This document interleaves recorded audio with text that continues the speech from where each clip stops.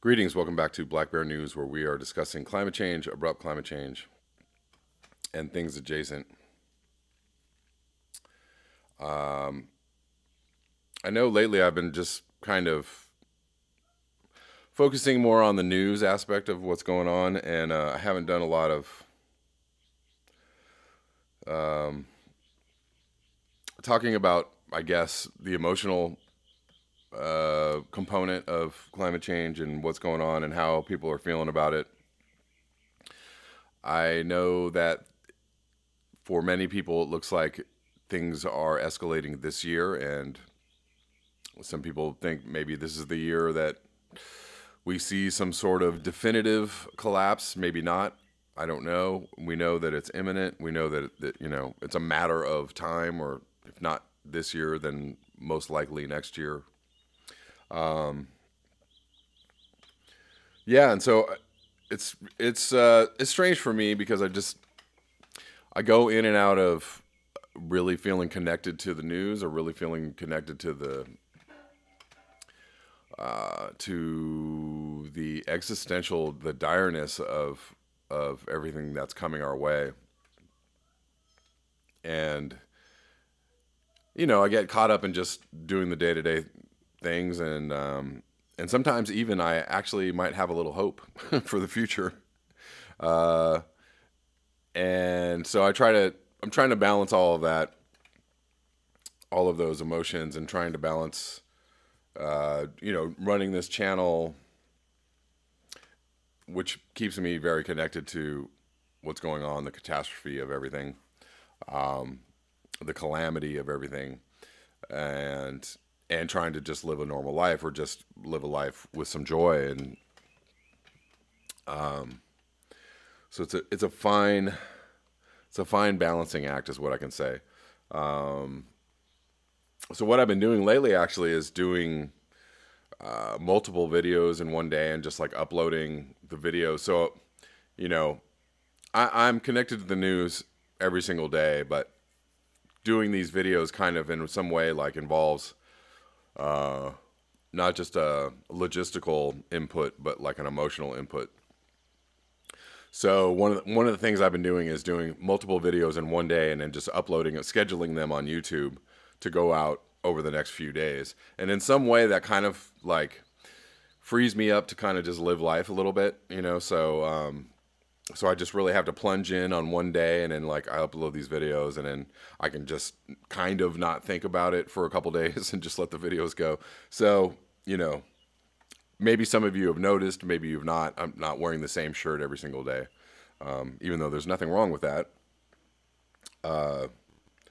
But it might be a little bit funky up in the studio if I do that. Yeah, so that's what I've been doing. And what's also strange is the closer we get to our demise, or to the end of normalcy, or the end of industrial civilization, or however you want to put it, the closer we get to that, the less panicked I feel. And it's an odd sensation. I don't feel any sense of doom or panic. I'm just I'm kind of just living until things change, and then when things change, then I guess I'll have to shift gears or whatever. That doesn't mean that I'm not preparing myself internally for what's to come. But I do a lot less talking about it in other realms with other people. I really don't bring it up in conversation. In fact, I don't bring it up at all. I just went to visit my family for a couple days, and like I don't think I talked once about climate change. I didn't. I just didn't bring it up, and I just don't bring it up with people. I just don't bring it up with people in conversation. I would like people to know, but I just don't. It just doesn't really.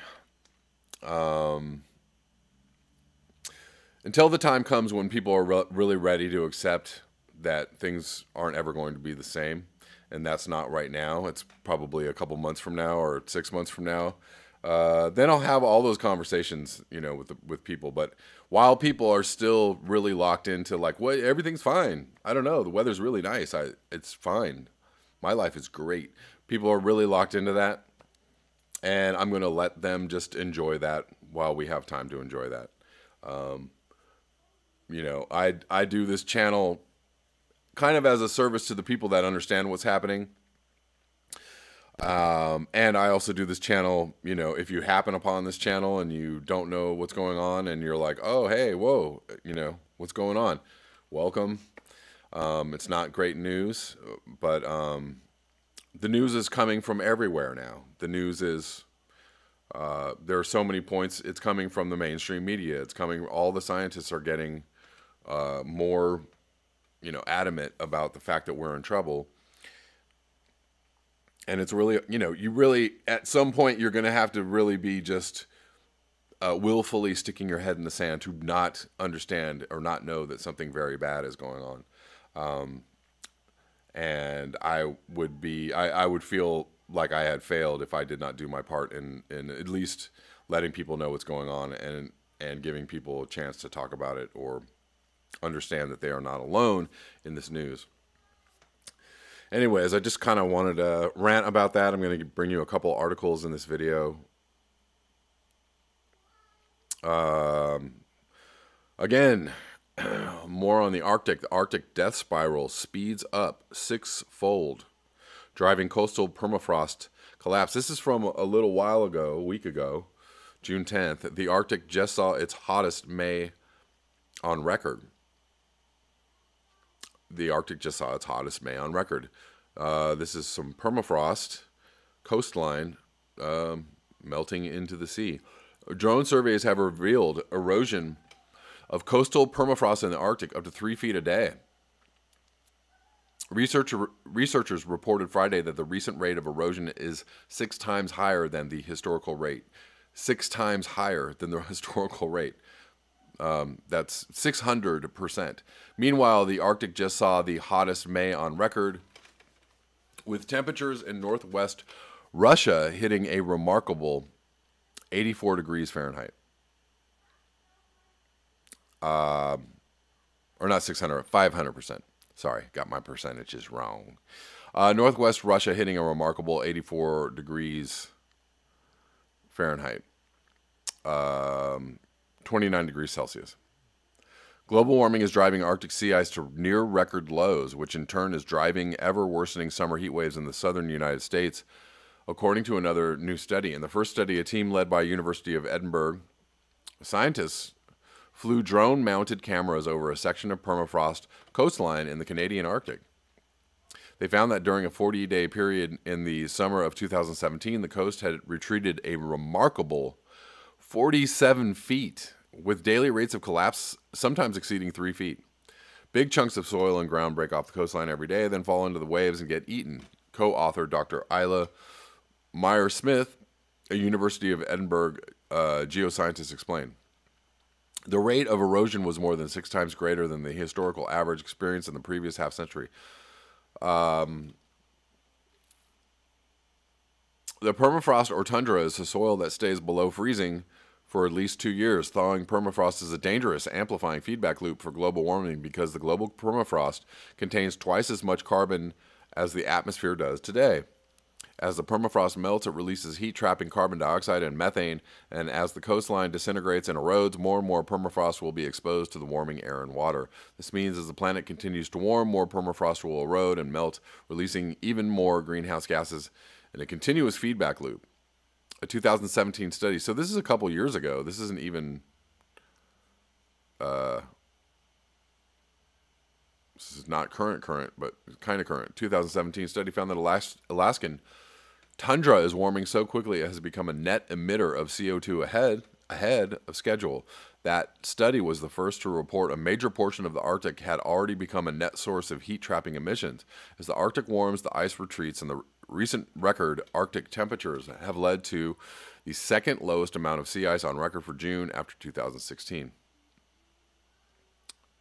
And another sea ice graph. Here we are.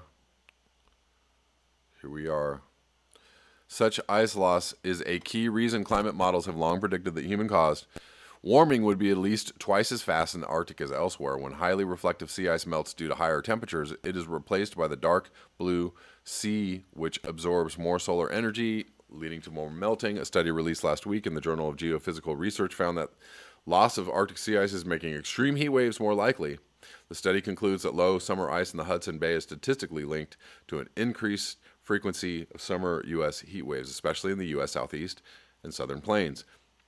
The study also finds that melting sea ice is weakening the jet stream. A weaker jet stream causes summer weather systems to stall, leading to longer and stronger heat waves and other extreme events, recent studies have reported. Back in December, the annual Arctic report card from the National Oceanic and Atmospheric Administration noted that growing atmospheric warmth in the Arctic results in sluggish and unusually wavy jet stream that coincided with abnormal weather events in both the Arctic and mid-latitudes. And lastly, just very quickly, people have also been talking a lot about Ebola is ramping up again in Africa. Ebola, the World Health Organization, to decide whether outbreak should be deemed global health emergency. This is recent, in the last couple days. WHO will meet today to decide whether to declare the Ebola epidemic an international emergency after an outbreak that began in Democratic Republic of Congo crossed into Uganda. So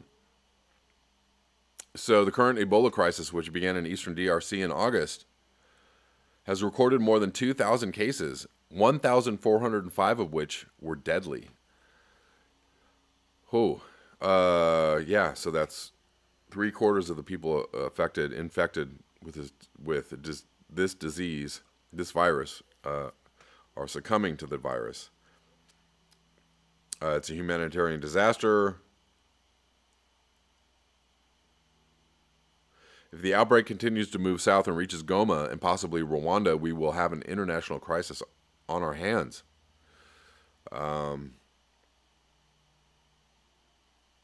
Yeah, so this has been escalating.